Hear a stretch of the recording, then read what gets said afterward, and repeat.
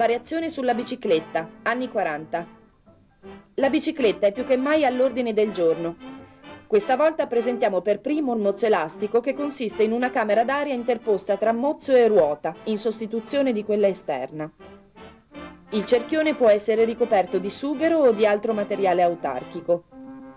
L'inventore dimostra che con simile innovazione si può marciare su qualunque strada.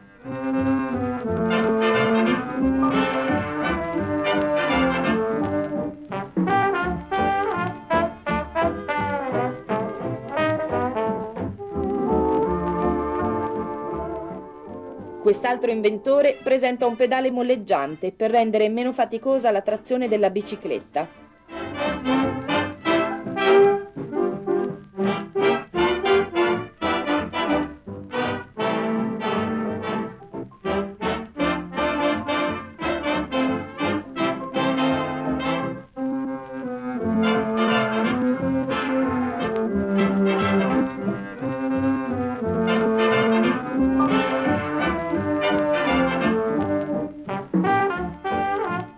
La terza invenzione consiste nell'utilizzo del mantice per ripararsi dalla pioggia e dal sole.